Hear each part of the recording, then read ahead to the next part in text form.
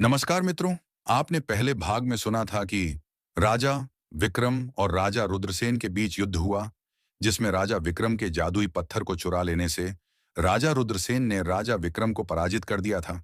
फिर एक भविष्यवाणी होती है और अब आगे स्वर्ण भूमि में सब कुछ शांत हो चुका था।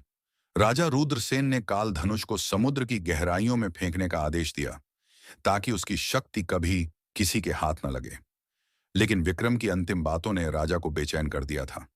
असली शक्ति मेरे वंश में है, ये शब्द राजा के कानों में गूंजते रहे। इधर राजकुमार अर्जुन को भी भविष्यवाणी की सच्चाई का एहसास था। उसने चाणक्य से कहा, क्या यह संभव है कि विक्रम के वंशज हमें फिर से चुनौती दें? चाणक्य ने गहरी सांस लेते हुए कहा, यह संभव है, लेकिन जब तक हमारे पास बुद्धि और साहस है, तब तक कोई भी शक्ति हमें हरा नहीं सकती। विक्रम का छिपा उत्तराधिकारी उधर तिमिरगढ़ का राज्य वीरान हो चुका था, लेकिन विक्रम के जादूगर नागेश्वर ने अपनी गुप्त गुफा में विक्रम के पुत्र युवराज कृपाण को छिपा रखा था। नागेश्वर ने विक्रम की मृत्यु के बाद कृपाण को यह सिखाना शुरू कर दिया कि कैसे काल धनुष की शक्ति को वापस जागृत किया जा सकता है। नागेश्वर ने कृपाण से कहा, तुम्हारे पिता को हराया गया क्योंकि वह पत्थर की शक्ति पर निर्भर थे, लेकिन तुम्हें खुद उस शक्ति का स्रोत बनना होगा। इसके लिए तुम्हें काल धनुष के मंत्र को पूरी तरह सीखना होगा और उस पत्थर को वापस पाना होगा। कृपाण ने वर्षों तक कठोर साधना की।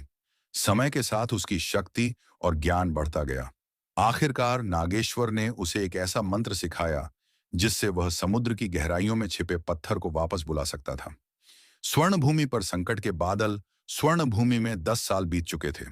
राजा रुद्रसेन अब बूढ़े हो चुके थे और राजकुमार अर्जुन को राज्य का भार संभालने की जिम्मेदारी दे दी गई थी। अर्जुन अपने पिता की तरह ही साहसी और चतुर था, लेकिन एक दिन अचानक स्वर्ण भूमि के आकाश में अजीब सी काली आंधी छा गई। यह नागेश्वर और कृपाण के मंत्र का असर था। समुद्र की गहराइयों से कालधनुष का पत्थर बाहर आ चुका था और अब वह कृपाण के पास था। कृपाण ने इसे छूते ही महसूस किया कि उसकी शक्ति 10 गुना बढ़ गई है। युद्ध की तैयारी जब अर्जुन को इस बात की खबर मिली तो उसने तुरंत चाणक्य को बुलाया। चाणक्य ने कहा, काल धनुष फिर से जागृत हो चुका है। अब समय आ गया है कि हम विक्रम के वंशज से अंतिम युद्ध के लिए तैयार हों। लेकिन याद रखना, इस बार यह केवल युद्ध नहीं, बल्कि बुद्धि और साहस की परीक्षा होगी।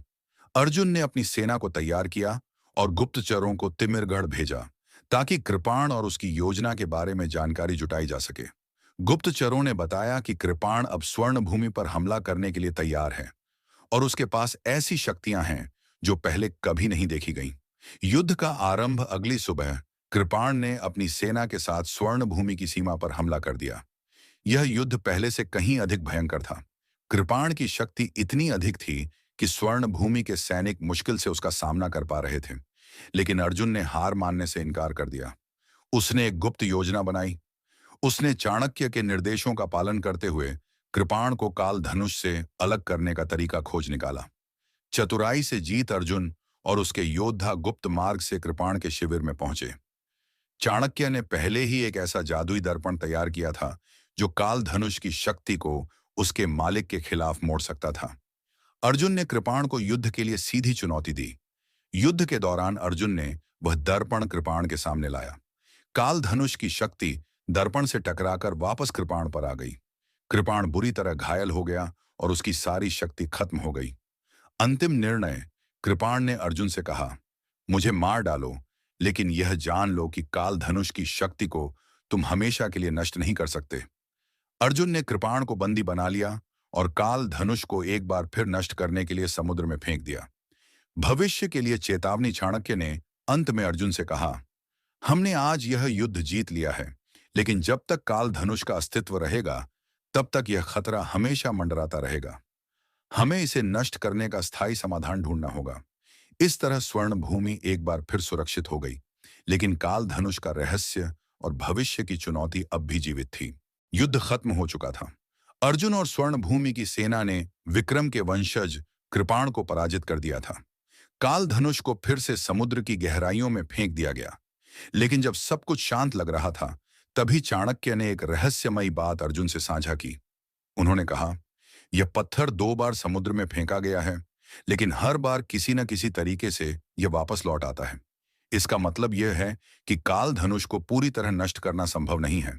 चाणक्य ने अर्जुन को एक गुप्त पुस्तक दी, जो राज्य के प्राचीन ग्रंथों में छिपी हुई थी। उन्होंने कहा, इस पुस्तक में लिखा है कि काल धनुष केवल तभी पूरी तरह समाप्त होगा जब इसे अंधकार के चक्र के केंद्र में ले जाया जाएगा।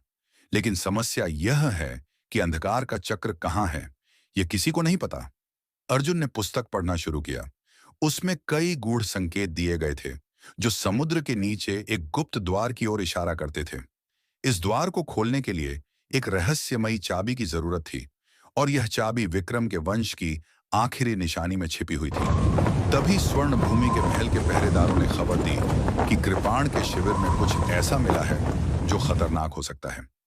अर्जुन और चाणक्य जब वहां पहुंचे तो उन्होंने एक अजीब सी धातु की मुहर देखी। मुहर पर वही चिन्ह था जो अंधकार के चक्र का प्रतीक माना जाता था। चाणक्य ने गंभीर स्वर में कहा, यह मुहर इस बात का संकेत है कि काल धनुष का खेल अभी खत्म नहीं हुआ है। कृपाण की हार केवल शुरुआत थी, असली युद्ध अभी बाकी है। रहस्यमय भविष्यवाणी चाणक्य ने अर्जुन को यह भी बताया कि ग्रंथों में लिखा है, जो काल धनुष को नष्ट करने की कोशिश करेगा वह खुद उसके चक्र में फंस जाएगा, लेकिन जो इसकी शक्ति को समझेगा वही इस खेल का अंत कर सकेगा। अर्जुन समझ गया कि यह लड़ाई केवल बाहरी नहीं बल्कि मानसिक और आध्यात्मिक भी थी। असली सस्पेंस तब गहराता है जब अर्जुन को पता चलता है कि काल धनुष केवल एक पत्थर नहीं बल्कि किसी प्राचीन शक्ति का द्वार है। यह शक्ति अंधकार या प्रकाश दोनों में से किसी को भी अनंत बना सकती है। महल में हर कोई इस रहस्य को लेकर चिंतित था, लेकिन असली झटका तब लगा जब एक गुप्तचर ने खबर दी कि समुद्र की गहराइयों में कुछ हलचल महसूस की गई है। ऐसा लग रहा था कि काल धनुष अपनी जगह से फिर से हिलने लगा है।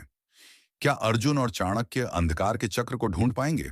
क्या काल धनुष हमेशा के लिए नष्ट हो पाएगा, या यह स्वर्ण भूमि पर फिर से संकट लाएगा?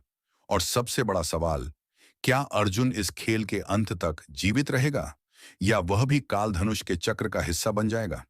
यह रहस्य स्वर्ण भूमि के भविष्य को हमेशा के लिए बदलने वाला था। आगे की कहानी सुनने के लिए हमारे चैनल को लाइक, शेयर और सब्सक्राइब करें। धन्यवाद।